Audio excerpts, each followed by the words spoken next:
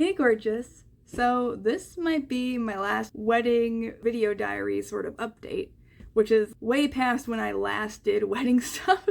It's like currently the beginning of December, and I just had stuff written down like, oh yeah, I should talk about this. So from here on out, it'll probably just be more life stuff. But I'll go back mid-October. Last time I talked about our friend's wedding, who was the week after ours. So let's see, wrapping up the wedding things, because I haven't done wedding things for a while. So I went back to work, and it was a very sort of hard post-wedding priority shift because I'd been working so hard on the wedding the whole time, and then we'd planned the vacations, we were busy on the vacation, and then we were busy with our friend's wedding, and so we hadn't had any time to sit around. But Jake and I had very different reactions to that. Because from Jake's perspective, he said, okay, we've hung out with a lot of people, we've seen a lot of people, we've been moving, we've been busy, it's time to just veg out at home. Like, we're gonna take a break. And me, the seeing all these people just really energized me, so I'm just like, all right, we need to hang out with people, we need to plan outings, we need to have people come over, we need to do all these things. So we kind of clashed a little bit over that. Jake sort of won out unintentionally because I guess to sort of leap forward in time, we would plan hangouts, but then I would get sick because now it's winter and the children and nanny get sick, and if they get sick, I get sick. So now I'm starting to like mask at work because I've gotten pretty sick twice.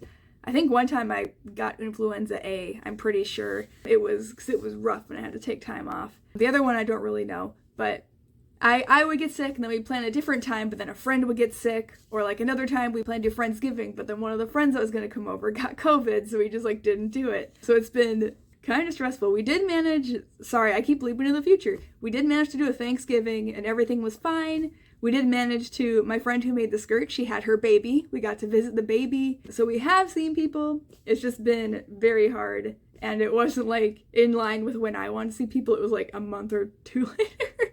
So it was fine. And staying home wasn't bad either. It just wasn't what I wanted at that point because it was so nice to see everybody.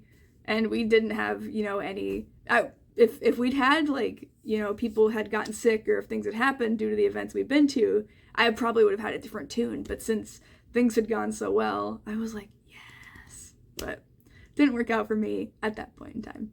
Back to wedding stuff. So after the wedding, we brought my wedding ring in to get soldered. I don't know if I've shown it. I forgot to turn my overhead light on. So here, let's try this again. So here's my ring.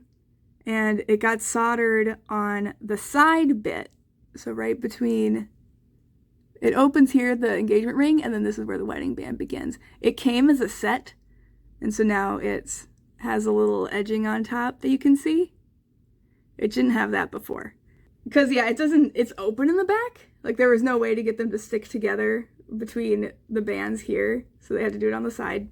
And it's totally fine. I haven't had any issues with it. To be fair, I generally still take it out for work because I don't want to get gross body fluids in it.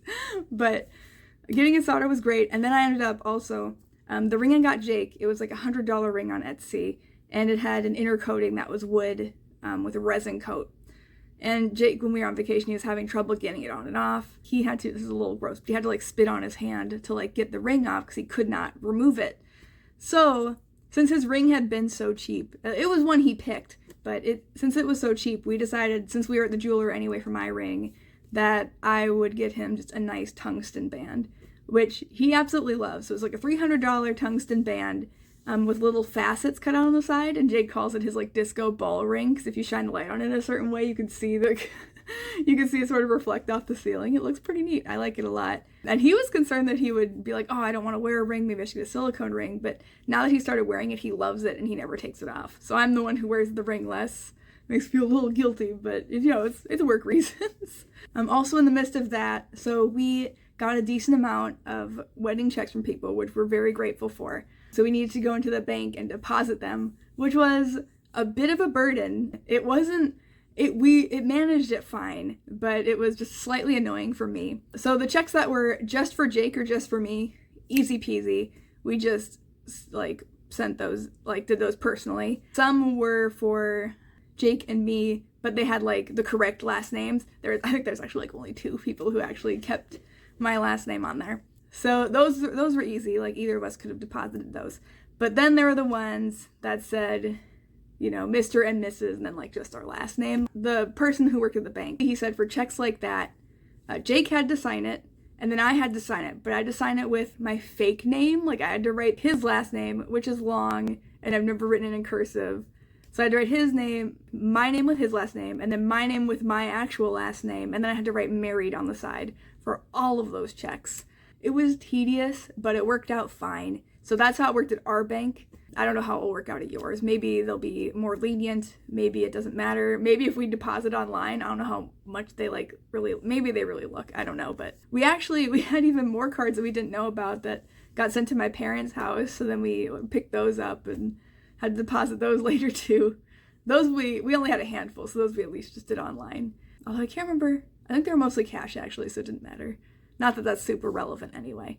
Another day, we got our marriage certificate, which was awesome. The same day that we got a bill from the car accident we were in, which we thought was all taken care of, so that was kind of an unfortunate reminder of that situation. But that was all taken care of. I messaged the insurance agent, and she said it wasn't, like, we didn't have to pay it. That wasn't meant for us. They were supposed to cover it, so it was nothing to worry about. But it's kind of like, come on, what a downer.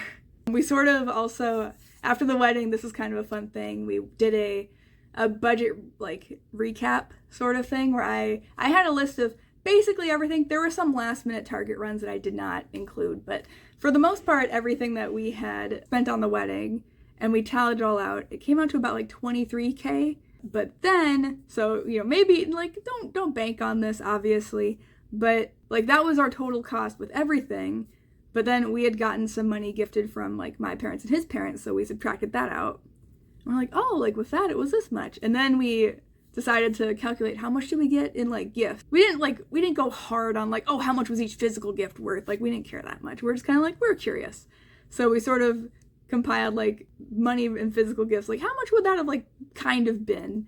And at the end of it, after all the gifts we received, it was about like a 10K wedding, which, honestly, it wasn't a 10K wedding. Like that's clearly not how much it cost, but it made Jake feel a little better because our initial budget was 15K, and then we got, slammed with what a wedding actually costs. And even with that, we still managed to keep it fairly, like, low budget. 23K total with what we put in and what our parents put in. Like, no money above that with 23K. That's pretty impressive for the amount of people we invited.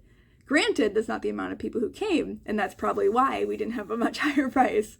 But we're glad that it worked out that way, and it was kind of nice just to like crunch the numbers and feel a little better about. We didn't feel like we threw a whole bunch of money at the wedding. We still did, and like it would have been worth it even if it had been that amount, or if it had been more, like it would have been worth it in the end. But I don't know, it's a nice feeling to be like, yeah, we were actually under the budget that we expected, even if the math doesn't actually work out.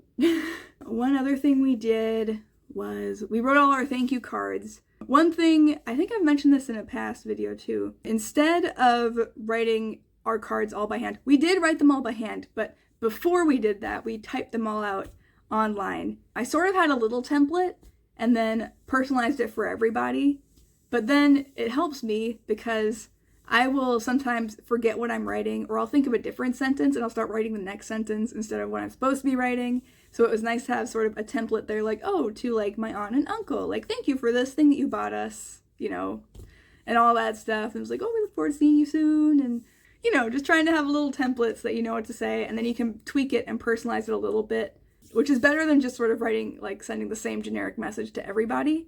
It is nice to personalize it. It just was easier to have it before our faces so we could remember what we were saying. Otherwise, there are a few where I did do that and I rambled and I wrote really long messages, especially to like some friends and family members. I just wrote really long things that, I don't know, I mean, maybe they'll keep them, but it's a thing that you do.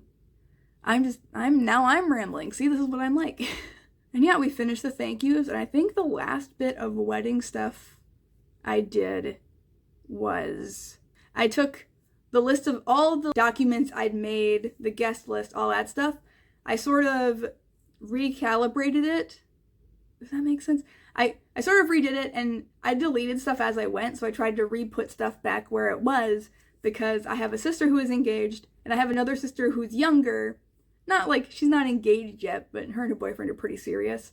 So I sort of made like tailored documents for each of my sisters if they need them in the future. I also just still kept them in case. I do have like one more, like my brother is also single, although I doubt he would use it. I don't know if my sisters will use it either, but I sent it like, hey, in case you need it. If you don't, just ignore it. Who cares? It's just like, since I have it, I thought I'd share it with them. And the only wedding thing we have left to do really is either donate or sell all of our wedding stuff. And the wedding stuff too, it like, a lot of it isn't worth that much. And part of me is like, is it worth it to sell it? I don't know. But at the same time, if I donate a bunch of wine bottles, anyone gonna want that? But some people do just want like wine bottles for centerpieces. Because I know I found some online. Like some of the wine bottles I had were from Facebook Marketplace. So, and part of me is like, well, I know people are willing to pay, but should I just like offer them for free? That's still up in the air. I still have not decided what I'm gonna do about the wedding supplies. And otherwise, yeah.